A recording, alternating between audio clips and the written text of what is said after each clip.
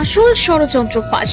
লাইভে এসে কেঁদে কেঁদে ক্ষমা চেয়ে একই বললেন লাল কার্ড দেওয়া সেই ভাইরাল রেফারি। দর্শক, ফুটবল ইতিহাসের সবচেয়ে কলঙ্কজনক, ন্যাক্কারজনক এবং ভয়ঙ্কর এক সত্য আজ পুরো বিশ্বের সামনে উন্মোচিত হলো।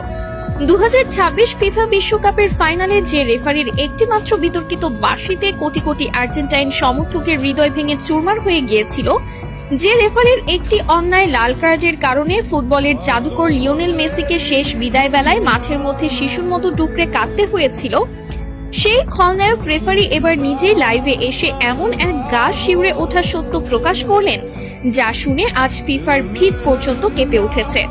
সুইজারল্যান্ডে অবস্থিত ফিফার সদর দপ্তর থেকে শুরু করে বুয়েন্স আইরেসের রাজপথ, সবখানে আজ যেন এক তীব্র ভূমিকম্প আঘাত হেনেছে।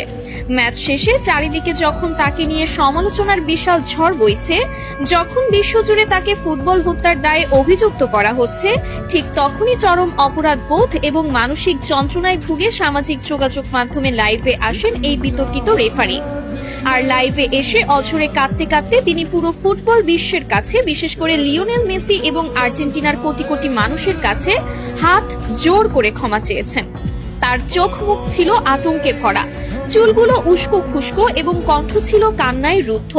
তিনি যা বলেছেন তা কোনো সাধারণ ভুল বা আক্ষেপ নয়, বরং এটি ফুটবল ইতিহাসের সবচেয়ে বড়, সবচেয়ে ঘৃণ্য এক দুর্নীতির পরিষ্কার স্বীকারোক্তি। রেফারি সরাসরি ক্যামেরার দিকে তাকিয়ে বুক ফাটা কান্নার সাথে বলেন, আমাকে ক্ষমা করে দিন, আমি যা করেছি তার জন্য আমি সারা জীবন নরক যন্ত্রণা ভোগ করব, কিন্তু বিশ্বাস করুন আমি নিরুপায় ছিলাম। আমাকে ওপর থেকে কঠোর নির্দেশ দেওয়া ছিল, যেভাবেই হোক স্পেনকে ম্যাচ জেতাতে হবে। আমি শুধু সেই নির্দেশ পালন করেছি মাত্র। রেফারির এই একটি মাত্র বাক্য মুহূর্তের মধ্যে পুরো বিশ্ব মিডিয়ায় দাবানলের মতো ছড়িয়ে পড়ে। সারা বিশ্বের ফুটবল বোদ্ধা থেকে শুরু করে সাধারণ ভক্তরা রীতিমতো স্তব্ধ হয়ে যান। তিনি আরো ভয়ঙ্কর সব গোপন তথ্য ফাঁস করে বলেন, ম্যাচের আগের রাতেই আমার হোটেল রুমে থাকা ল্যান্ডলাইনে একটি গোপন কল আসে। আমি ফোন তুলতেই ফিফার ভেতরের একটি শক্তিশালী সিন্ডিকেট এবং আন্ডারওয়ার্ল্ডের বেটিং মাফিয়াদের এক শীর্ষ কর্মকর্তা আমাকে পরিষ্কার ভাষায় হুমকি দেন। তিনি বলেন, যদি স্পেন এই ম্যাচ না জেতে তবে আমার রেফারিং ক্যারিয়ার চিরতরে শেষ করে দেওয়া হবে। শুধু তাই নয়, তারা আমার স্ত্রী এবং সন্তানদের ঠিকানার কথা হুবহু উল্লেখ করে তাদের জীবনের ওপরও বড়সড় ক্ষতি করার হুমকি দিয়েছিল। আমাকে পরিষ্কার ভাষায় বলা হয়েছিল, যদি তুমি কাল মাঠে আমাদের কথা মতো কাজ না করো তবে তোমার পরিবারের লাশও কেউ খুঁজে পাবে না। ইউরোপিয়ান ফুটবলের ওই কালো টাকার সিন্ডিকেট কোনোভাবেই মেনে নিতে পারছিল না যে লাতিন আমেরিকার একটি দল টানা 2 বার বিশ্বকাপ নিয়ে যাবে। আমাকে বলা হয়েছিল, যে কোনো মূল্যে, যে কোনো অজুহাতে আর্জেন্টিনার খেলোয়াড়দের চাপে রাখতে হবে, তাদের স্বাভাবিক খেলা নষ্ট করে দিতে হবে।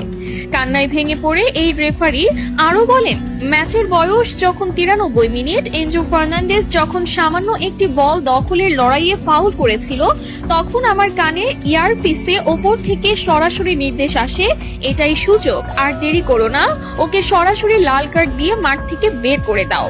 আমি নিজে মাঠে দাঁড়িয়ে অত্যন্ত কাছ থেকে দেখেছি, ওটা কোনোভাবেই লাল কার্ড দেওয়ার মতো অপরাধ ছিল না। আমি চেয়েছিলাম অন্তত VAR চেক করতে, কিন্তু আমাকে এয়ারপিসে VAR দেখতেও কঠোরভাবে নিষেধ করা হয়। যখন আমি পকেট থেকে লাল কার্ডটি বের করছিলাম তখন আমার হাত থরথর করে কাঁপছিল। এনজো যখন অবাক দৃষ্টিতে আমার দিকে তাকিয়েছিল তখন আমার মনে হচ্ছিল আমি মাটির নিচে মিশে যাই। 10 জনের আর্জেন্টিনা যখন বীরের মতো লড়ছিল, ডি পল আর ম্যাক অ্যালিস্টাররা যখন নিজেদের শরীরের শেষ রক্তবিন্দু দিয়ে স্পেনের একের পর এক আক্রমণ ঠেকাচ্ছিল, তখন আমি নিজেই ভেতর থেকে কুড়ে কুড়ে খাচ্ছিলাম।